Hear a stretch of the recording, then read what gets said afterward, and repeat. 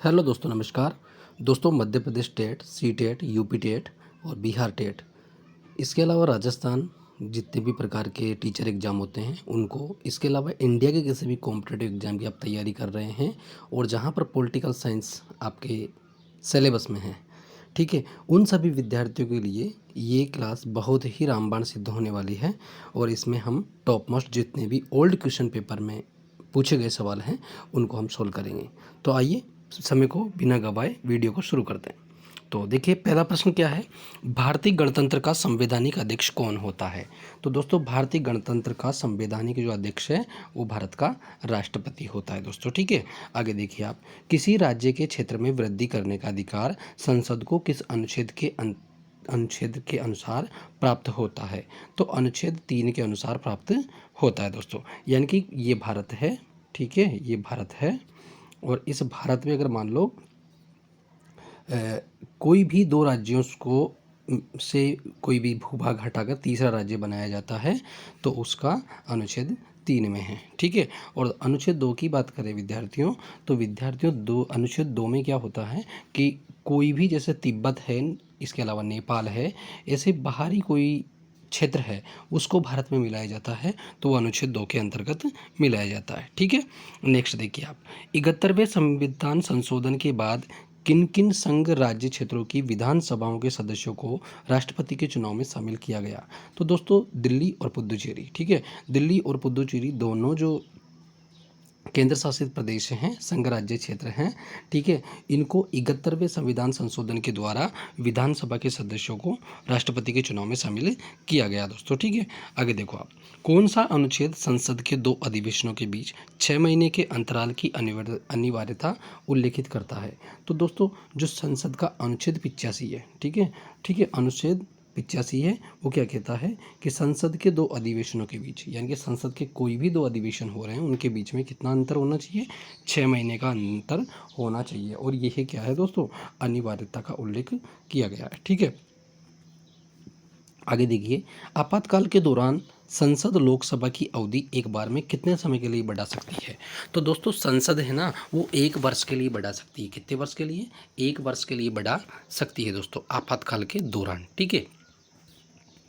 आगे देखिए आप, किन स्थितियों के आधार पर राष्ट्रपति आपातकाल की उद्घोषणा कर सकता है? तो दोस्तों, युद्ध और बाह्य आक्रमण, ठीक है, युद्ध और बाह्य आक्रमण या सशस्त्र विद्रोह के कारण राष्ट्रपति क्या करता है विद्यार्थियों? आपातकाल की घोषणा करता है दोस्तों। और इसका जो युद्ध और बाह्य आक्रमण और सशस्त्र विद्रोह का जो जिक्र है वो अनुच्छेद 352 में कहा गया है, ठीक है। आगे देखो आप, संविधान के आधारभूत ढांचे को सुरक्षित रखने का सिद्धांत सर्वोच्च न्यायालय ने किस वाद में प्रतिपादित किया? तो दोस्तों, जो आधारभूत ढांचे का सिद्धांत है, ठीक है, वो किस में दोस्तों सर्वोच्च न्यायालय ने किस वाद में प्रतिपादित किया? तो जो 1973 का केशवानंद भारती वाद था उसमें कहा गया है दोस्तों, ठीक है। और ये केरल का एक ज्योतिष मठ था उसके आधार पर था ये, ठीक है, वो केस था दोस्तों ये, ठीक है। आगे देखिए आप, संविधान का कौन सा अनुच्छेद सामाजिक समानता का अधिकार प्रदान करता है? तो दोस्तों, सामाजिक समानता की बात करें दोस्तों, सामाजिक समानता का अधिकार प्रदान करता है तो अनुच्छेद 15, ठीक है दोस्तों। आगे देखिए आप, सरकारी आय व्यय का वार्षिक बजट किसकी ओर से प्रस्तुत किया जाता है? तो दोस्तों, सरकारी आय व्यय का जो बजट है वो राष्ट्रपति, ठीक है दोस्तों। आगे देखिए आप, किस राज्य के प्रधान को प्रारंभ में सदरे रियासत कहा जाता था? तो दोस्तों, किस राज्य के प्रधान को, ठीक है, प्रारंभ में सदरे रियासत कहा जाता था? तो दोस्तों, जम्मू कश्मीर का जो प्रधान होता था उसको सदरे रियासत कहा जाता था, ठीक है। आगे देखिए आप, प्रजातांत्रिक विकेंद्रीकरण किसका पर्याय है? तो प्रजातांत्रिक विकेंद्रीकरण पंचायती राज का, ठीक है, प्रजातांत्रिक विकेंद्रीकरण पंचायती राज का पर्याय है दोस्तों, ठीक है। विभिन्न मंत्रालयों और विभागों के प्रशासकीय समन्वय का कार्य कौन करता है? विभिन्न मंत्रालयों और विभागों के प्रशासकीय समन्वय का कार्य कौन करता है दोस्तों? तो मंत्रिमंडल सचिवालय करता है दोस्तों। कौन करता है? मंत्रिमंडल सचिवालय, ठीक है। राष्ट्रपति किस अनुच्छेद के अंतर्गत सर्वोच्च न्यायालय से किसी विवाद पर संवैधानिक सलाह लेता है? तो दोस्तों, जो राष्ट्रपति है वो किस अनुच्छेद के अंतर्गत सर्वोच्च न्यायालय से किसी विवाद पर संवैधानिक सलाह लेता है? यानी कि दोस्तों, परामर्श, ठीक है। और परामर्श किस में है दोस्तों? अनुच्छेद 143 में। किस में दोस्तों?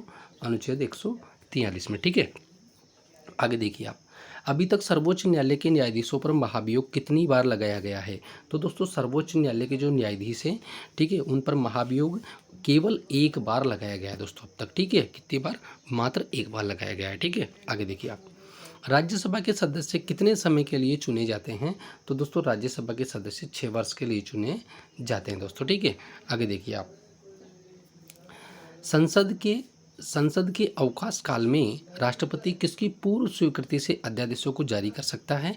तो दोस्तों जो संसद के अवकाश काल में, ठीक है, संसद का अभी मान लो अवकाश चल रहा है, छुट्टियां चल रही है, कोई सत्र नहीं चल रहा है, तो राष्ट्रपति किसकी पूर्व स्वीकृति से अध्यादेशों को जारी कर सकता है? तो दोस्तों मंत्रिपरिषद की सहमति से। किसकी से? मंत्रिपरिषद की सहमति से। ठीक है, आगे देखिए आप। भारतीय नागरिकों के मौलिक अधिकार लिखे हुए हैं। तो भारतीय नागरिकों के मौलिक अधिकार संविधान के भाग 3 में लिखे हुए हैं। ठीक है, यानी कि भारतीय नागरिकों के मौलिक अधिकार संविधान के भाग 3 में लिखे गए हैं। ठीक है, और राज्य के नीति निर्देशक तत्वों की बात करें दोस्तों, तो ये भाग 4 में लिखे गए हैं दोस्तों। ठीक है, नागरिकता की बात करें तो नागरिकता भाग 2 में है दोस्तों। किसमें? भाग 2 में। ठीक है, आगे देखिए आप। भारत के संविधान में कृषि को किस सूची में रखा गया है? तो दोस्तों कृषि को राज्य सूची में रखा गया है। किसमें? राज्य सूची में। कृषि और सिंचाई, ठीक है, इसको भी लिख लीजिए आप। ठीक है, सिंचाई, ये दोनों राज्य सूची में रखे गए हैं दोस्तों। ठीक है, और राज्य सूची क्या होती है दोस्तों? तो राज्य सूची वो सूची होती है जिस पर केंद्र राज्य अपना कानून बनाते हैं। ठीक है, 61वें संविधान संशोधन अधिनियम का संबंध किससे है? तो दोस्तों 61वां जो संविधान संशोधन अधिनियम है उस इसका संबंध मतदाता की न्यूनतम आयु 21 वर्ष से घटाकर कितनी कर दी गई? 18 वर्ष कर दी गई। ठीक है, यानी कि मतदाता की आयु 21 वर्ष से घटाकर 18 वर्ष कर दी गई 61वें संविधान संशोधन के तहत। ठीक है दोस्तों, लोकसभा की नियम समिति का अध्यक्ष कौन था? तो दोस्तों लोकसभा की जो नियम समिति, उसका अध्यक्ष कौन होता है? लोकसभा का अध्यक्ष होता है। ठीक है, कौन होता है? लोकसभा का अध्यक्ष होता है। ठीक है, कौन सी समिति? नियम समिति। ठीक है, कौन? किसकी? लोकसभा की। ठीक है, लोकसभा की नियम समिति का अध्यक्ष लोकसभा अध्यक्ष होता है दोस्तों। ठीक है, केंद्र एवं राज्यों के बीच वैधानिक शक्तियों का बंटवारा संविधान की किस अनुसूची के अंतर्गत किया गया है? तो दोस्तों केंद्र और राज्यों के बीच वैधानिक शक्तियों का बंटवारा की बात करें तो ये 7वीं अनुसूची के अंतर्गत। किसके अंतर्गत? 7वीं अनुसूची के अंतर्गत। ठीक है, संविधान के किस अनुच्छेद में ऐसी व्यवस्था की गई है कि भारत का एक उपराष्ट्रपति होगा? तो दोस्तों संविधान के किस अनुच्छेद में ऐसी व्यवस्था की गई है कि भारत का एक उपराष्ट्रपति होगा? तो अनुच्छेद 63 के अंतर्गत कहा गया है भारत का एक उपराष्ट्रपति होगा। ठीक है, संविधान के किस अनुच्छेद के आधार पर राष्ट्रपति वित्तीय आपातकाल की घोषणा करता है? तो दोस्तों अनुच्छेद 360 के तहत, ठीक है, राष्ट्रपति वित्तीय आपातकाल की घोषणा करता है दोस्तों। ठीक है, आगे देखिए आप। संपत्ति के मूल अधिकार को किस संविधान संशोधन विधेयक द्वारा मूल अधिकारों की सूची से अलग किया गया? तो दोस्तों 44वें संविधान संशोधन। ठीक है, 44वें संविधान संशोधन 1978 के द्वारा संपत्ति के मूल अधिकारों को मूल अधिकारों से अलग किया गया और इसको कहाँ पहुँचा दिया गया दोस्तों? 300A में पहुँचा दिया गया है। ठीक है, आगे देखिए आप। अनुच्छेद 21 के अंतर्गत किस प्रकार की स्वतंत्रता का संरक्षण प्राप्त है? तो दोस्तों अनुच्छेद 21 के तहत प्राण एवं दैहिक स्वतंत्रता का संरक्षण, ठीक है दोस्तों, इसका उल्लेख है। ठीक है, आगे देखिए आप। संविधान की किस अनुसूची में दल बदल विरोधी कानून विषयक प्रावधान है? तो दोस्तों दल बदल की बात करें दोस्तों तो ये 10वीं अनुसूची में। ठीक है दोस्तों, आगे देखिए आप। डॉक्टर BR अम्बेडकर यानी कि भीमराव अम्बेडकर की अध्यक्षता में गठित प्रारूप समिति को क्या कार्य सौंपा गया? तो दोस्तों प्रारूप समिति को क्या कार्य सौंपा गया? परामर्श समिति द्वारा तैयार किए गए संविधान का परीक्षण करके संविधान को विचार के लिए संविधान सभा के समक्ष प्रस्तुत करना। ठीक है दोस्तों, ये कार्यभार सौंपा गया था। ठीक है, संविधान सभा का अंतिम दिन था तो दोस्तों 24 जनवरी 1950। ठीक है, संविधान सभा का अंतिम दिन क्या था दोस्तों? तो 24 जनवरी 1950। ठीक है, विधि के समक्ष समता तथा विधि के समान संरक्षण का अधिकार संविधान के किस अनुच्छेद में प्रदान किया गया है? तो दोस्तों विधि के समक्ष समता, ठीक है, और विधि के समान संरक्षण की बात करें दोस्तों तो ये अनुच्छेद 14 के अंतर्गत। किसके दोस्तों? अनुच्छेद 14 के अंतर्गत। ठीक है, संघ शासन की वास्तविक शक्ति किसमें निहित होती है? तो दोस्तों संघ शासन की जो वास्तविक शक्ति है वो केंद्रीय मंत्रिमंडल में निहित होती है। और जिसका प्रधान कौन होता है दोस्तों? प्रधानमंत्री होता है। कौन होता है? प्रधानमंत्री होता है दोस्तों। ठीक है, आगे देखिए आप, राज्यपाल पद ग्रहण करने से पूर्व किसके समक्ष पद और गोपनीयता की शपथ लेता है? तो दोस्तों जो राज्यपाल है वो पद ग्रहण करने से पूर्व राज्य के उच्च न्यायालय के मुख्य न्यायाधीश के, ठीक है, उसी राज्य के, जिस राज्य में राज्यपाल जा रहा है, जिस राज्य में राज्यपाल पद ग्रहण करेगा, उस राज्य के उच्च न्यायालय के जो मुख्य न्यायाधीश हैं उनके समक्ष वो क्या करेंगे दोस्तों? पद के उनके समक्ष पद और गोपनीयता की शपथ लेंगे दोस्तों। ठीक है, और आपसे देखो आजकल ट्रेंड बहुत हार्ड पूछा जाने लगा है दोस्तों, प्रश्न का लेवल बढ़ रहा है आजकल। तो आपसे ये भी पूछा जा सकता है कि राज्यपाल पद ग्रहण करने से पूर्व किसकी शपथ लेते हैं? तो दोस्तों किसकी? पद और गोपनीयता की शपथ लेते हैं ये। ठीक है दोस्तों, ये भी ध्यान रखना आप। ठीक है, तो प्रश्नों का लेवल बढ़ रहा है, एक एक लाइन टॉपिक टू टॉपिक पढ़नी पड़ेगी आपको। ठीक है, और दोस्तों ये जो क्वेश्चन है ये ओल्ड क्वेश्चन है दोस्तों, और पिछले एग्जामों में आए हुए हैं और बहुत ही बेहतरीन प्रश्न है। और मैं दावे के साथ में कह रहा हूँ कि आप एमपी टेट चयन परीक्षा में जब बैठोगे और उससे बाहर निकलोगे पेपर से, तो उसके बाद में आप भी कहोगे कि वाकई में सर आपने जो क्वेश्चन करवाए वाकई में क्वालिटी है क्वेश्चनों में और हमारा पेपर क्लियर हो गया। ठीक है, और हाँ, जिन्होंने इस वीडियो को इग्नोर कर दिया है, मैं गारंटी के साथ में कह रहा हूँ वो बहुत पछताएंगे, उनको भी लगेगा कि यार काश देख लेते वो वीडियो तो अच्छा रहता। ठीक है दोस्तों, तो ऐसे में संविधान के लगभग 3000 प्रश्न, हिस्ट्री के लगभग 3000 प्रश्न, इसके अलावा ज्योग्राफी के 3000 प्रश्न और अर्थशास्त्र के भी 3000 प्रश्न, ऐसे करके मैं लगभग 12 से 15,000 प्रश्न आपको करवा दूंगा विद्यार्थियों। और 12 से 15,000 प्रश्न करने के बाद में अगर आप पेपर में से निकलने के बाद में 100 नंबर का आपका पेपर होगा, तो उसमें से अगर आपके 80 नंबर से कम आ जाए तो मेरे से संपर्क कर लेना आप। ठीक है, और जो कहना है वो कमेंट बॉक्स में कह देना। ठीक है, आगे देखिए आप, राज्य के निम्न सदन को कहा जाता है। तो दोस्तों राज्य का जो निम्न सदन है उसे विधानसभा कहा जाता है, और केंद्र के निम्न सदन को लोकसभा कहा जाता है। ठीक है, और केंद्र के उच्च सदन को क्या कहा जाता है दोस्तों? उसको राज्यसभा कहा जाता है, और केंद्र के निम्न सदन को दोस्तों लोकसभा कहा जाता है दोस्तों। और लोकप्रिय सदन की बात करें दोस्तों, तो लोकप्रिय सदन किसे कहा जाता है? लोकप्रिय सदन। ठीक है, तो राज्य में लोकप्रिय सदन कौन होता है दोस्तों? विधानसभा होती है, और केंद्र में लोकसभा होती है दोस्तों। ठीक है, लोकप्रिय सदन। आगे देखिए आप, राज्य विधानसभा में कुल कितने सदस्य होंगे यह किस अवयव पर निर्भर करता है? तो दोस्तों ये राज्य की जनसंख्या पर निर्भर करता है दोस्तों। ठीक है, संविधान सभा ने भारतीय संविधान में किस अनुच्छेद को अंतर्राष्ट्रीय शांति और सुरक्षा की अभिवृद्धि के लिए समाविष्ट किया है? तो दोस्तों अंतर्राष्ट्रीय शांति और सुरक्षा की अभिवृद्धि के लिए बात करें दोस्तों तो अनुच्छेद 51 को। ठीक है दोस्तों, और अनुच्छेद 50 की बात करें दोस्तों तो अनुच्छेद 50 केंद्र एवं राज्यों के बीच शक्तियों का विभाजन, ठीक है, उसको किया गया है। ठीक है, भारत के संविधान में सार्वजनिक आदेश मद का समावेश है। तो दोस्तों किसका दोस्तों? संविधान में सार्वजनिक आदेश मद, ठीक है, सार्वजनिक आदेश मद का समावेश है। तो दोस्तों ये समवर्ती सूची में है दोस्तों। ठीक है, बंदी प्रत्यक्षीकरण रीट, कौन सी रीट दोस्तों? बंदी प्रत्यक्षीकरण रीट जारी करने का अधिकार केवल किस में निहित है? तो दोस्तों सर्वोच्च न्यायालय और उच्च न्यायालय दोनों को ही बंदी प्रत्यक्षीकरण रीट जारी करने का अधिकार है। और रीटों की बात करें दोस्तों तो सुप्रीम कोर्ट 5 प्रकार की रीट जारी करता है और हाई कोर्ट 6 प्रकार की रीट जारी करता है दोस्तों। ठीक है, भारतीय संविधान के अनुच्छेद 30 का संबंध किससे है? तो दोस्तों अनुच्छेद 30 का संबंध किससे है दोस्तों? तो अल्पसंख्यकों के शिक्षा संस्थानों की स्थापना करना। अनुच्छेद 30 का संबंध किससे? अल्पसंख्यकों के लिए शिक्षा संस्थानों की स्थापना करना तथा उनके प्रबंध के अधिकार से संबंधित है दोस्तों। ठीक है, आगे देखिए आप, संघ सरकार द्वारा किसी राज्य को विशेष दर्जा प्रदान करने का क्या तात्पर्य है? तो संघ सरकार द्वारा किसी राज्य को विशेष दर्जा प्रदान करने का तात्पर्य क्या है? बाद में केंद्र सहायता की अधिक प्रतिशतता सहायता अनुदान के रूप में होगी, यानी कि बाद में केंद्र सहायता की अधिक प्रतिशतता सहायता अनुदान के रूप में होगी दोस्तों। ठीक है, भारतीय संविधान के किस अनुच्छेद के तहत राज्य को पर्यावरण, वन तथा वन्य जीवन की सुरक्षा का अधिकार मिला है? तो दोस्तों 48A। किसका दोस्तों? 48A। ठीक है, किसका? पर्यावरण, वन एवं वन्य जीव की सुरक्षा का अधिकार। ठीक है दोस्तों, आगे देखिए आप, भारत के राष्ट्रपति द्वारा आपात स्थिति की उद्घोषणा मंत्रिमंडल की लिखित सलाह मिलने पर ही की जा सकती है। ठीक है। किस संशोधन के पश्चात इसे संविधान में जोड़ा गया? तो दोस्तों ये 44वें संवैधानिक संशोधन के पश्चात।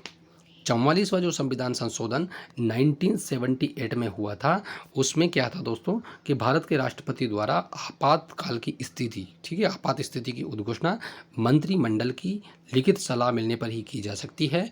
ठीक है।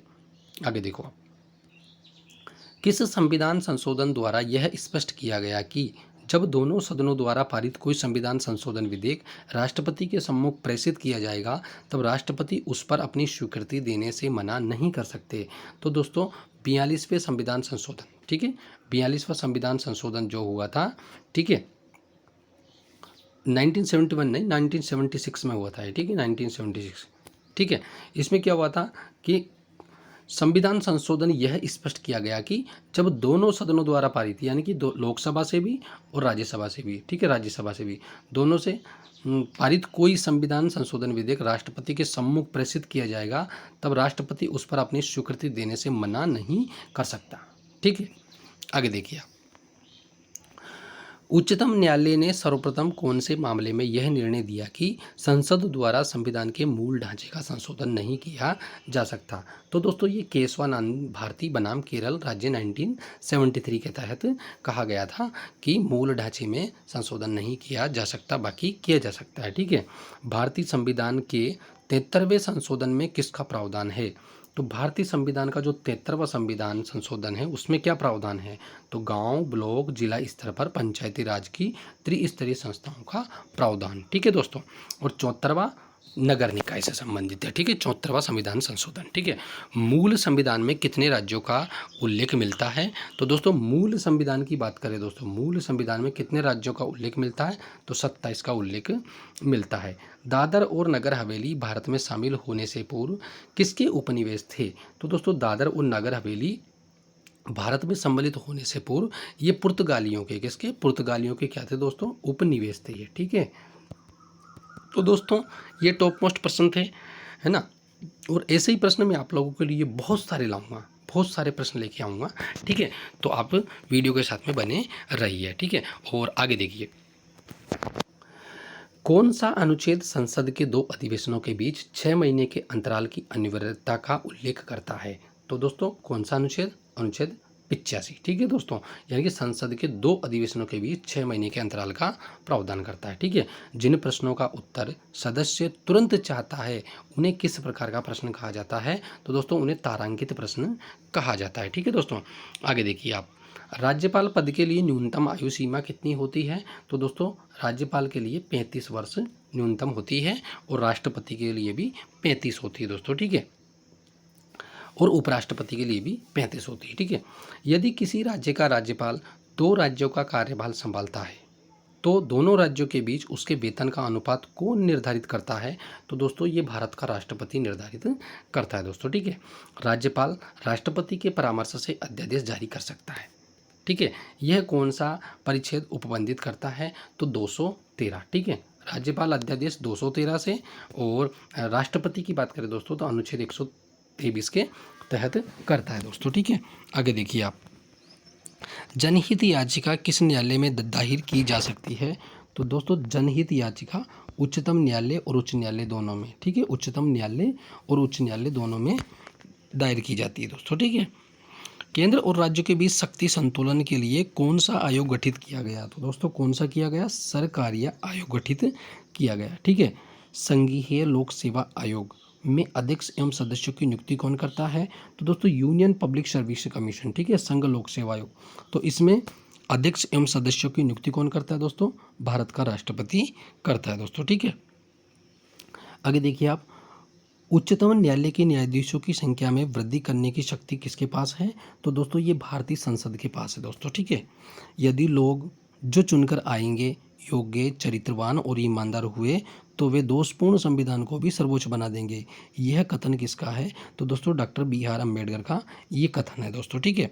आगे देखिए आप, शारदा एक्ट किससे संबंधित है? तो दोस्तों शारदा एक्ट बाल विवाह से संबंधित है दोस्तों। ठीक है। आगे देखिए आप, भारत में न्यायिक पुनरीक्षण की शक्ति का प्रयोग किसके द्वारा किया गया? तो दोस्तों जुडिशियली रिव्यू, ठीक है, इसका प्रयोग की बात करें दोस्तों, यानी कि न्यायिक पुनरीक्षण की शक्ति का प्रयोग ये केवल सर्वोच्च न्यायालय द्वारा किया गया है दोस्तों, ठीक है। केंद्रीय मंत्रिमंडल की जिम्मेदारी किसके प्रति होती है? तो केंद्रीय मंत्रिमंडल की जिम्मेदारी दोस्तों लोकसभा के प्रति होती है, ठीक है। आगे देखिए आप, सर्वोच्च न्यायालय के न्यायाधीश को उसके पद से कौन हटा सकता है? तो दोस्तों सर्वोच्च न्यायालय के न्यायाधीश को उसके पद से संसद के परामर्श पर, ठीक है, संसद के परामर्श पर महाभियोग द्वारा राष्ट्रपति हटा सकता है दोस्तों, ठीक है। आगे देखिए आप, राष्ट्रपति के विरुद्ध महाभियोग कहाँ लग सकता है दोस्तों? तो संसद के किसी भी सदन में राष्ट्रपति के प्रति महाभियोग प्रक्रिया लाई जा सकती है दोस्तों, ठीक है। किस संविधान संशोधन द्वारा लोकसभा तथा राज्य विधानसभाओं का कार्यकाल बढ़ाया गया था? तो दोस्तों बात करें दोस्तों तो 42वें संविधान संशोधन के तहत, ठीक है, 42वें संविधान संशोधन के तहत लोकसभा और राज्यसभाओं का कार्यकाल बढ़ाया गया था दोस्तों, ठीक है। CCEA क्या है? तो दोस्तों इसका फुल फॉर्म क्या है दोस्तों? Cabinet committee of economic affairs, cabinet committee of economic affairs होता है दोस्तों, ठीक है। 1950 में योजना आयोग का गठन कैसे किया गया? तो दोस्तों एक मंत्रिमंडल के प्रस्ताव द्वारा, ठीक है, एक मंत्रिमंडल के प्रस्ताव के द्वारा योजना आयोग का गठन किया गया, ठीक है। संविधान के किस अनुच्छेद में वित्त आयोग का उल्लेख किया गया है? तो दोस्तों अनुच्छेद 280 में वित्त आयोग का उल्लेख किया गया है दोस्तों, ठीक है। आगे देखिए आप, 1951 में गठित प्रथम वित्त आयोग के अध्यक्ष कौन थे? तो दोस्तों प्रथम वित्त आयोग के अध्यक्ष कौन थे? केसी नियोगी थे दोस्तों, ठीक है। और अभी वर्तमान की बात करें दोस्तों तो अभी कौन सा वित्त आयोग चल रहा है? 15वां वित्त आयोग चल रहा है, ठीक है। और इसके अध्यक्ष कौन है दोस्तों? NK सिंह। कौन है दोस्तों? NK सिंह, ठीक है दोस्तों, ये भी ध्यान रखना आप, ठीक है। आगे देखिए आप, किस समिति ने केंद्रीय प्रशासनिक सेवाओं को समाप्त करने की सिफारिश की थी? तो दोस्तों राजमन्नार समिति ने। किसने दोस्तों? राजमन्नार समिति ने क्या किया दोस्तों? केंद्रीय प्रशासनिक सेवाओं को, ठीक है, केंद्रीय प्रशासनिक सेवाओं को समाप्त करने की सिफारिश की थी। संविधान की 6ठी अनुसूची में किन राज्यों के लिए विशेष प्रावधान किया गया है? तो दोस्तों 6ठी अनुसूची की बात करें दोस्तों तो 4 राज्य असम, त्रिपुरा, मेघालय और मिजोरम, ठीक है, असम, त्रिपुरा, मेघालय, मिजोरम के लिए उपबंध किया गया है। केंद्र सूची, राज्य सूची व संवर्ती सूची का विवरण संविधान में कहाँ पर है? तो दोस्तों ये 7वीं अनुसूची के अंदर है दोस्तों, ठीक है। आगे देखिए आप, 1950 में लागू मूल संविधान में कितनी भाषाओं को मान्यता दी गई थी? तो दोस्तों 14 भाषाओं को मान्यता दी गई थी दोस्तों, ठीक है। और ये कौन सी अनुसूची में? 8वीं अनुसूची के अंतर्गत, ठीक है। संविधान के किस अनुच्छेद में उल्लेख है कि संघ के लिए एक संसद होगी? तो दोस्तों अनुच्छेद 79, ठीक है, अनुच्छेद 79 में के उल्लेख है कि संघ के लिए एक संसद होगी, ठीक है दोस्तों। और संसद में कौन कौन शामिल होंगे दोस्तों? तो भारत का प्रेसिडेंट यानी कि भारत का राष्ट्रपति, लोकसभा और राज्यसभा, ठीक है दोस्तों, इस संसद में शामिल होंगे तीनों, ठीक है। भारत का महान्यायवादी कब तक अपने पद पर बना रह सकता है? तो राष्ट्रपति के प्रसाद पर्यंत, ठीक है, राष्ट्रपति के प्रसाद पर्यंत अपने पद पर बना रह सकता है, ठीक है दोस्तों। तो ये टॉप मोस्ट प्रश्न थे, ऐसे ही प्रश्न मैं आप लोगों के लिए फिर लेके आऊँगा। तब तक के लिए नमस्कार, धन्यवाद। और जिन बच्चों को प्लेलिस्ट नहीं मिल रही वो प्लेलिस्ट चैनल पर सब सर्च करके देख लीजिए। हिस्ट्री की अलग प्लेलिस्ट बनी हुई है, पॉलिटिकल की अलग बनी हुई है, ज्योग्राफी की अलग बनी हुई है, और उनमें प्रत्येक प्लेलिस्ट में अलग अलग तरह के और अलग अलग चैप्टर वाइज वीडियो डले हुए हैं ओल्ड क्वेश्चन से संबंधित। तो आप एक भी वीडियो को मत छोड़िए, मैं गारंटी के साथ में कह रहा हूँ इन क्वेश्चनों से बाहर आपको एक भी प्रश्न नहीं मिलेगा। और अगर इनसे बाहर निकल जाता है तो आप मुझे कमेंट बॉक्स में जो कहना है वो आप खुल के कह लेना, ठीक है। धन्यवाद।